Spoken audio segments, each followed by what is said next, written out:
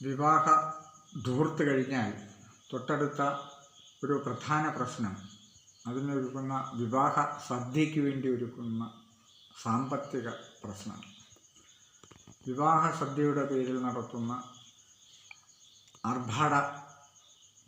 ആർഭാടങ്ങൾ വളരെയധികം സാമ്പത്തിക ബാധ്യതകളാണ് ഉണ്ടാക്കി വെക്കുന്നത്. ഇടത്തരക്കാരും പാവപ്പെട്ടവരും വിവാഹ സദ്യ ഒരുക്കി കടക്കെണിയിലാവുകയാണ് ചെയ്യുന്നത്. പലരും ബാങ്കുകളിൽ നിന്നെടുക്കുന്ന ലോണിൽ ഭൂരിഭാഗവും ഇത്തരം ധൂർത്തുകൾക്കാണ് ചിലവഴിക്കുന്നത്. നേരത്തെ സൂചിപ്പിച്ച പോലെ തന്നെ മഞ്ഞലോഹങ്ങൾ ഏറ്റവും കൂടുതൽ ഭ്രമം കാണിക്കുന്നത് കേരളത്തിൽ മാത്രമാണ്.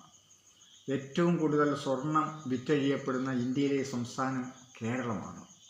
ഉത്തരേന്ത്യയിലേക്ക് നോക്കൂ, അവിടെ സ്ത്രീകൾ ഇത്രയധികം ആഭരണങ്ങൾ വാരി ധരിക്കാറില്ല. സമ്പന്നരായ സ്ത്രീകൾ പോലും ഇത്രയും ആഭരണങ്ങൾ അണിയാറില്ല. അവർക്കിത്രയും ഭ്രമങ്ങളില്ല.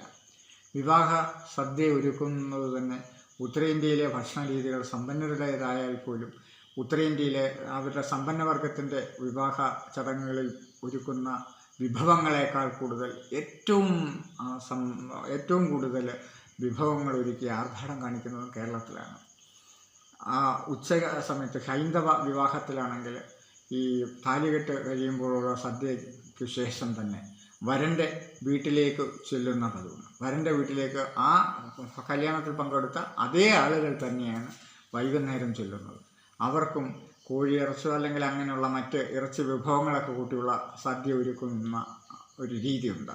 അപ്പോൾ ഇത് നടക്കുന്ന ആ പ്രദേശത്തേക്ക്, ആ സ്ഥലത്തേക്ക് നമ്മൾ ചെന്നാൽ അതിൻ്റെ പിന്നാമ്പുറത്ത് എത്രയോ വീപ്പകളിലാണ് ഈ ഭക്ഷണം വേസ്റ്റായിട്ട് കൊണ്ട് തട്ടുന്നതെന്ന് നിങ്ങൾ ശ്രദ്ധിക്കുക.